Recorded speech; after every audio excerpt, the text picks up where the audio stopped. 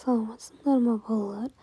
Бүгін бізде қазақ тілі пәні бойынша 3-ші сыныптың 80-ші сабағы. Тақырыбы зат есімнің тәуелденуі. Ендеше сабағымызды бастайық. 56-ші тапсырмада өлеңді түсініп оқы. Үйрену. Ұзын құйрық инелікке тимелік тік ұшақты жасадық. Инеліктен үйреніп суда жүзген балықты бақыладық байыпты. Соған қарап жасадық біз сүңгуір қайықты. Құманның оттағы бүлкілдейді қақпағы. Соған қарап белгілі паровозды тапқаны. Аяз шебер суретші салады әсем суретті. Терезені оюлап өрнектеуді үйретті. Бұл өлеңнің авторы Әбдірахман Асылбеков. Сұрақтарға жауап бер. Ғарышқа ұшу қалай пайда болды? Ғарыштық дәуір алғаш рет бұрынғы КСРО-да ең алғаш жасанды жер серігінің жасалуымен басталды. Ракета сәтті ұшырылып 5 минут соң бөлініп шығады. Бұдан кейінгі маңызды кезең 1961 жылдың 12 сәуірі. Бұл кезең адамның алғаш рет ғарышқа ұшуымен тарихқа енген болатын. Бірінші сұрақтың жауабы түсінікті ме? Екінші сұрақ: адам қайықты қалай ойлап тапты?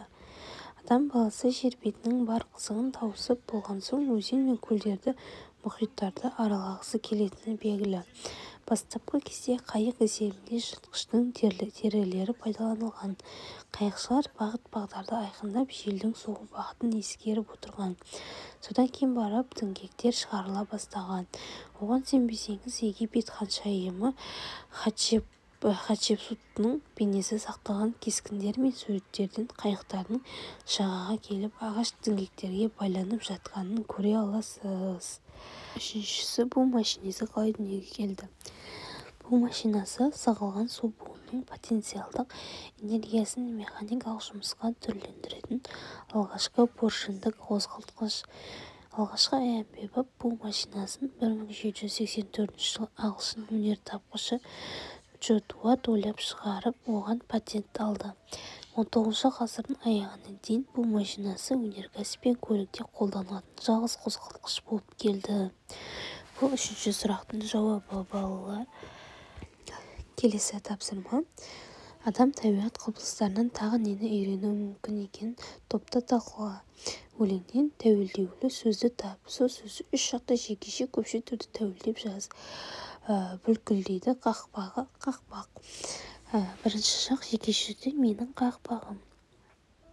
Екінші жақ сенің қақпағыңыз, сіздің қақпағыңыз. Үшінші жақ оның қақпағы. Көпше түрде бірінші жақ біздің қақпағымыз, екінші жақ сендердің қақпақтарың, сіздердің қақпақтарыңыз, үшінші жақ олардың қақпақтары. Келесі тапсырма 57-ші тапсырма: сөз жұмбақты шеш. Бірінші: құйрығы айыр құс, қарлығаш. Екінші: балды жақсы көретін аң, аю. Үшінші: оқу құралы, кітап.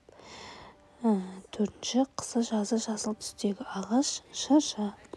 Бесінші: жаңбырдан кейін пайда болатын түрлі түсті доға, кемпір-озақ. Бұл жерде маңызды сөз бізде шатыр деген сөз шықты, балалар. Сөз жұмбақтың шешуіндегі сөзді тәуелдеп айт. Бұл жерде біз шатыр сөзін тәуелдеп айтамыз. Шатыр.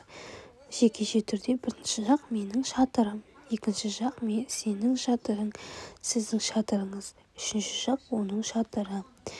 Көпше түрде бірінші жақ біздің шатырымыз, екінші жақ сендердің шатырларың, сіздердің шатырларыңыз, үшінші жақ олардың шатырлары.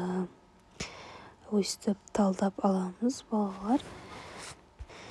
Келесі тапсырма 58-ші тапсырма: төмендегі сөйлемдерден адыны мәтінін құрастыр. Бірінші: сонан кейін мүйізге жағалай құлақтар бекітіліп, ішектер байланады. Екінші: адынаны дайындау үшін алдымен ағаштан құрап шанақ мүйіз жасайды. Үшінші: дайын болған аспапты екі тізенің үстіне қойып, оң қол және сол қол саусақтарымен ойнайды. Төртінші: сонан соң шанақтың асты-үсті терімен қапталады.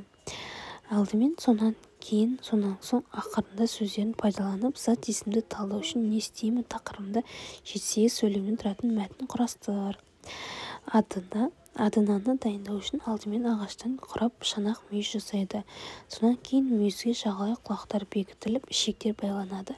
Сонан соң шанақтың асты-үсті терімен қапталады. Дайын болған аспапты екі тізенің үстіне қойып оң қол және сол қол саусақтарымен ойнайды. 59. Берілген тақырыптың біреуімен хабарлама жаз. Бірінші сұрақ: зат есім туралы не білдім? Екіншісі: сөйлеуімізде зат есім қандай рөл атқарады? Осы тақырыпта біз хабарлама жазатын боламыз. Мен зат есімнің не екенін түсіндім. Зат есім заттың құбылысының атын білдіріп, кім не деген сұраққа жауап беретін сөз табы. Күнделікті өмірде кездесетін әдеттегі жай нәрселерді ғана емес, табиғат пен қоғамдық өмірдегі ұшырасатын әр алуан құбылыстар мен оқиғаларды, ұғымдар мен түсініктерді де қамтиды. Мысалы, құс, тас, су, шыны, адам, қол деген сөздермен қатар жаңбыр, найзағай, сайлау, жүріс, капитализм, эволюция, ұғым, ақыл, сана деген сөздер де зат есімге жатады. Зат есім сөз таптарының бір түрі. Маған зат есімді зерттеп, оны түсіну өте қызықты болды. Міне, осымен тапсырмаларды аяқтадық. Сабақ аяқталды. Сау болыңдар.